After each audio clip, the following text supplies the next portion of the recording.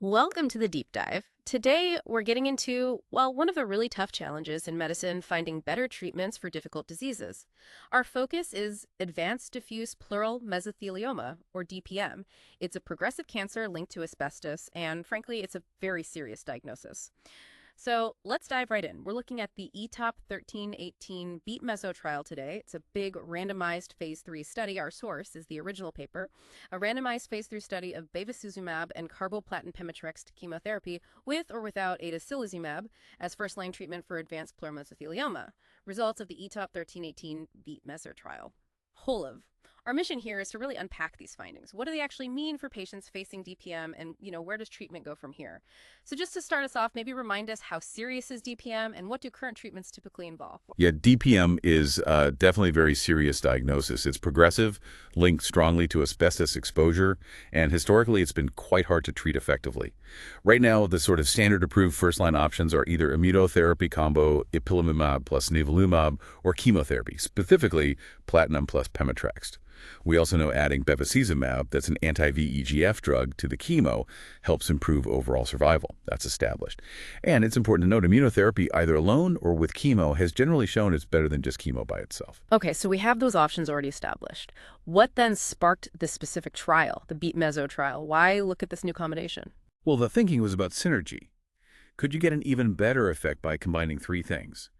The standard chemotherapy, bevacizumab, and immunotherapy in this case, atezolizumab. We know VEGF, vascular endothelial growth factor, is important in how mesothelioma develops, and it also affects the tumor's immune environment. So the rationale was maybe blocking VEGF with bevacizumab could make the immune checkpoint inhibitor, atezolizumab, work even better. We've seen this kind of synergy in other cancers, so the question was, could it work here too? Right, that makes sense. A potential triple threat. So let's get into the trial itself. How was Beat Meso actually designed? Who participated? Absolutely. So Beat Meso was a big effort, international open label, so everyone knew what treatment they were getting. It was randomized 1-to-1, phase 3. They enrolled 400 patients with advanced DPM. This was between April 2019 and March 2022, so 200 patients in each group. And to keep things balanced, they stratified patients based on key factors like histology. That's whether the tumor cells looked epithelioid or non-epithelioid under the microscope, and also the stage of the disease. Okay, 200 per group. What were the two treatments being compared? Right, so you had the experimental arm, called the ABC arm, that's atezolizumab, the immunotherapy, plus bevacizumab, the anti-VEGF drug, plus the standard carboplatin pemetrexed chemotherapy for 4 to 6 cycles. Then you had the control arm, the BC arm. They got bevacizumab plus the same standard carboplatin pemetrexed chemotherapy. So basically this standard chemo plus bevacizumab, but no atezolizumab. Got it. And what were they primarily hoping to find? What was the main goal? The primary endpoint, the big question, was overall survival OS. They were looking across all the patients randomized, and they set a pretty high bar. They wanted to see if adding atezolizumab could boost the median OS by 7 months from an expected 17 months in the control BC arm up to 24 months in the ABC arm. Secondary goals included things like progression-free survival, PFS, how long until the cancer started growing again, looking closely at side effects, adverse events, and also quality of life. Okay, a 7-month hoped-for improvement in OS. That's ambitious. So after all that, what were the main results? Did they hit that primary OS goal? Well, at the median follow-up point, which was 35 months, the primary endpoint, that overall survival goal, was not met. The median OS came in at 20.5 months for the ABC, or the triple combo, versus 18.1 months for the BC arm, the control. Ah, so higher, but... Higher, yes, numerically better, but it didn't reach statistical significance. The p-value was 0.14. Okay. However, and this is a really key point, the median progression-free survival, the PFS, was significantly longer in the ABC arm. It was 9.2 months compared to 7.6 months in the BC arm. Oh, okay. And that difference was statistically significant. The hazard ratio is 0.72, p-value 0.0021. So the triple combo did delay progression significantly. So wait, OS wasn't statistically better overall, but PFS was. That's interesting. How did the researchers start to dig into why that might be? Exactly. That discrepancy is where things get really interesting. While the main OS goal wasn't met across everyone, they had planned beforehand to look at results based on the tumor histology. And when they did that analysis, they found a significant interaction. Basically, the treatment effect was really different depending on whether the mesothelioma was epithelioid or non-epithelioid, for both OS and PFS, actually. Okay, that sounds like the crucial part. A different effect based on the cell type. Can you break down what they saw for each type? epithelioid versus non-epithelioid. Yes, definitely. Let's start with non-epithelioid mesothelioma. This is often considered the more aggressive type. For these patients, the ABC triple combination showed a clear benefit in both overall survival and progression-free survival. The median OS was 17.9 months for the ABC group versus only 10.0 months for the BC group. Wow, that's a big difference. It really is. Almost 8 months difference and highly statistically significant.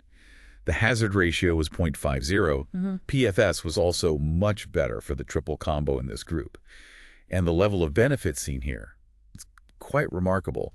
It looks comparable, maybe even a bit better, than what's been reported for the ipilimumab immunotherapy combo in this specific non-epithelioid subtype. Okay, so a clear win for the triple combo in non-epithelioid. What about the epithelioid type? That's the more common one, right? Correct. Epithelioid is more common.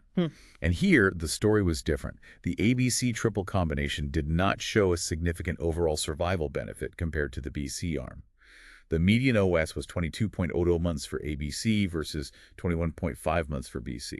Pretty much identical. No difference there. Statistically, no significant difference. They did see a benefit in progression-free survival in the epithelioid group too, favoring the ABC arm, but it just didn't translate into longer overall survival that reached statistical significance. Right. So, okay, this histology split seems absolutely critical. What's the main takeaway then? What does this mean for, treating patients in the clinic? This really is the core message, I think. For patients with non-epithelioid DPM, this trial provides pretty strong evidence that the triple combination chemo, bevacizumab, and atezolizumab is a very effective option, maybe even superior to other standards. It kind of suggests that maybe just blocking PD-1 or PD-L1 alone isn't quite enough for optimal results in this non-epithelioid group, and that the combination really adds something important. Okay. But for epithelioid DPM, it's more nuanced. The ABC arm did perform well. I mean, a median OS of 22 months is good, better than some historical controls. Yeah. But the study didn't show a significant added benefit from putting atezolizumab on top of the already effective bevacizumab plus chemotherapy. So for epithelial patients, this suggests that maybe starting with bevacizumab plus chemotherapy is still a very reasonable approach, and perhaps you could keep the immunotherapy, the ICI, in reserve for a later line of treatment if needed. That makes a lot of sense, sort of tailoring the intensity. Exactly. And just quickly, there were a couple other factors that seemed to matter too. Patients whose tumors expressed some PD-L1, specifically a TPS score of 1% or more, seemed to do better with the ABC combo. Also, patients who had a poor prognosis score according to the EORTC criteria seemed to get more benefit from the ABC arm. And interestingly, epithelioid tumors were more likely to have lower PD-L1 scores. So it all seems kind of connected. Okay, that adds more layers. Now, beyond the survival numbers, OS and PFS, what about other measures of how well the treatment worked, like shrinking tumors? Yeah, good question. They looked at objective response rate, ORR. That's the percentage of patients whose tumors shrank by a certain amount. It was actually pretty similar between the two groups. About 55% in the ABC arm had a response compared to 49% in the BC arm. Not a huge difference there. Okay. But the duration of response, or how long those responses lasted, was significantly longer for the ABC arm. It was 8.2 months in the ABC group versus 5.6 months in the BC group. And that difference was statistically significant. So when the triple combo worked, the effect lasted longer. Longer responses, that's definitely a plus. But adding a third drug often means more side effects. What did the safety data show? How tolerable was the triple combination? That's the trade-off you often look for. And yes, there was an increase in side effects with the ABC regimen. Grade 3 to 5 treatment-related adverse events, so the more serious ones were reported in 55% of patients on ABC compared to 47% on BC. Okay, a noticeable increase. Yes. And more patients had to stop treatment due to these adverse events in the ABC arm. That was 27% versus 15% in the BC arm. Some specific side effects were more common with the triple combo, things like low platelet counts, thrombocytopenia, elevated creatinine suggesting kidney impact, itching, pruritus, and rash. And were there any treatment-related deaths? Unfortunately, yes. There were 7 patients, which is 4%, in the ABC arm who died due to treatment-related adverse events. The causes varied things like colonic perforation, febrile neutropenia, heart inflammation, myocarditis, muscle inflammation, myositis, and 3 cases of sepsis. In the BC arm, there was 1 treatment-related death, which is 0.5% of patients, due to an intracranial hemorrhage. So there's a higher risk of fatal toxicity with the triple combination. That's sobering, higher toxicity. Wow. So given that, how did the patient's quality of life hold up on the more intensive ABC regimen? That's a really important piece of the puzzle. And interestingly, despite the higher rate of adverse events, the overall quality of life, which they measured using a specific questionnaire called the LCSS meso score, Right. it was generally maintained in the ABC arm. There weren't any clinically meaningful differences compared to the BC arm overall. In fact, for some specific secondary quality of life measures, like feeling short of breath or the patient's global assessment of their quality of life, there were actually significant improvements seen in the ABC arm later on in the treatment cycles. Huh. So, more side effects, but overall QL wasn't worse, and maybe even better in some aspects later on. It seems so. It suggests that maybe the improved disease control offered by the triple combo offset the increased toxicity, at least from the patient's perspective on these measures. Okay, let's try and connect this back to the big picture. Why do you think the trial didn't meet that primary OS endpoint overall, especially when the PFS was better and you had that really strong signal in the non-epithelioid group? Yeah, that's the million-dollar question, isn't it? There are likely a couple of key contributing factors. One is that the control arm, the BC arm, actually performed really well.